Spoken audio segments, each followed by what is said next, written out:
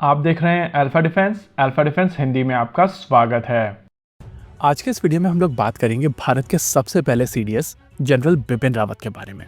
General Rawat एक ऐसी personality थे जिनको भारत में बहुत लोग बहुत प्यार करते थे और बहुत सारे लोग ऐसे भी थे जो उनको हेट करते थे। दोनों ही केसेस में आप उनको इग्नोर नहीं कर सकते थे। यानी कि देश के हर एक बच्चे को पता था कि देश में एक ऐसा जनरल है जो दो टूक बात बोलता है और बहुत ज्यादा फैंसी जार्गन्स को यूज करे बगैर 2.5 फ्रंट वॉर के बारे में बात करता है। देखिए, बहुत बार ऐसा होता है कि उस पोजीशन पर जाकर आदमी डिप्लोमेटिक साउंड करना चाहता है और चाहता है कि हर कोई उसको प्यार करे, लेकिन जनरल रावत का माइंडसेट क्लियर था और उनकी प्रायोरिटीज अलग थी। उनकी तरफ से हमेशा क्लियर लैंग्वेज का प्रयोग किया जाता था और 2.5 फ्रंट वॉर के बारे में उनसे ज्यादा कैंडिड तरीके से किसी ने आज तक बात नहीं की है। वहीं अगर प्रोक्योरमेंट की बात की जाए तो भारत में हमेशा से बाहर से इक्विपमेंट खरीदे जाते रहे हैं और हम लोग बैठकर डिबेट करते रहते हैं कि गलतियां डिफेंस फोर्सेस की हैं, एचएएल की है, बाबू लोगों की है या नेताओं की है। लेकिन जनरल रावत के समय जब ज्वाइंटनेस के ऊपर बात होती थी तो बात होती थी इंडिजिनस डिफेंस इक्विपमेंट्स के बारे में, और सबसे टॉप लेवल पर जब ये इंडिजिनस डिफेंस इक्विपमेंट्स पुश किए जा रहे थे तो इस चीज को लेकर बहुत सारे लोग नाखुश थे। इन सभी कोशिशों के बीच जनरल रावत हम लोगों को बहुत जल्दी छोड़कर चले जाते हैं और नेचुरल है कि इस चीज को डाइजेस्ट करना मुश्किल था। इस बीच अलग अलग जगहों पर अलग अलग तरीके के डिबेट चलते रहे हैं और ये ह्यूमन टेंडेंसी है कि हम लोग आम तौर पर एक क्लोजर चाहते हैं।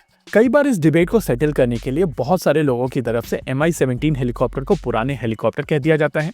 कई बार अलग अलग तरीके की कॉन्स्पिरेसी थ्योरी चला दी जाती है, कई बार फाउल प्ले की आशंका जता दी जाती है और कई बार कह दिया जाता है कि ये एक एक्सीडेंट था जिसको अब काफी समय हो चुका है। देखिए, मेरा हमेशा से मानना है कि अगर हम लोग क्लोजर की कोशिश करेंगे तो हम लोग किसी भी चीज को पूरी तरीके से समझ नहीं पाएंगे। और पर्सनली मैं भारत जैसे देश में किसी भी तरीके की आशंका को लेकर इनकार नहीं करूंगा। इस देश ने अपने एक प्रधानमंत्री को खोया था जिसको लेकर आज तक हम लोगों को क्लोजर नहीं मिला है। लेकिन मैं ये भी नहीं कहूंगा कि इस केस में फाउल प्ले इन्वॉल्व था, क्योंकि मेरे पास इस चीज के किसी भी तरीके के प्रूफ नहीं है। एनीवेज, आज हम लोग जनरल रावत के बारे में इस वजह से बात कर रहे हैं क्योंकि भारत सरकार की तरफ से पार्लियामेंट्री कमेटी की एक रिपोर्ट रिलीज की गई थी जिसमें भारतीय सेनाओं को लेकर बहुत सारी चीजें डिक्लासिफाई की गई हैं। और जब डिक्लासिफिकेशन प्रोसेस होता है तो आपको बहुत सारी इंफॉर्मेशन मिलती है। इस रिपोर्ट में भारतीय वायुसेना के सभी क्रैश जो साल 2017 से लेकर 21 के बीच में हुए थे उनको लेकर डिटेल्स दी गई हैं और इन क्रैशेस के कारणों को मेंशन किया गया है। इन सभी कारणों को 6 अलग अलग कैटेगरी में डिवाइड किया गया है। ये है foreign object damage, technical defect, human error servicing की तरफ से या ह्यूमन एरर एयर क्रू की तरफ से। इसके अलावा बर्ड स्ट्राइक और अंडर इन्वेस्टिगेशन केसेस को भी कैटेगराइज किया गया है। इस इन्फॉर्मेशन को जब हम लोगों ने एक्स के ऊपर पोस्ट किया था तो उसके बेसिस पर मनी कंट्रोल की तरफ से एक आर्टिकल किया गया था जिसमें कहा गया था कि जनरल रावत के MI-17 हेलीकॉप्टर क्रैश के पीछे ह्यूमन एरर था।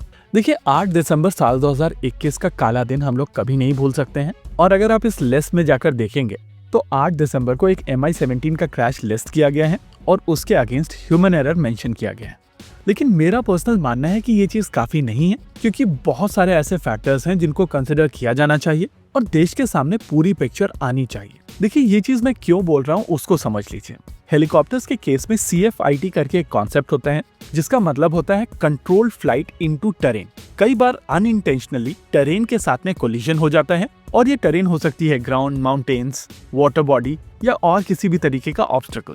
इसको आप प्रैक्टिकली ह्यूमन एरर के तौर पर क्लासिफाई करेंगे। लेकिन क्या आपकी मशीन में इस तरीके की परेशानी से बचने के प्रोविजंस थे? ये चीज और भी ज्यादा इंपॉर्टेंट हो जाती है वेदर को कंसिडर करते हुए। क्या उस वेदर में आपके पास में इस तरीके की परेशानी से बचने के लिए इक्विपमेंट्स थे? ये सारी इंफॉर्मेशन एक डिटेल्ड रिपोर्ट के साथ में ही बाहर आएगी। और देश के लिए इतना सेंसिटिव टॉपिक किसी एक रिपोर्ट की एक लाइन के बेसिस पर तो नहीं डिसाइड हो सकता है। इसी के साथ आज के इस वीडियो में रखते हैं केवल इतना ही। वीडियो को अंत तक देखने के लिए धन्यवाद। देखते रहिए अल्फा डिफेंस। जय हिंद।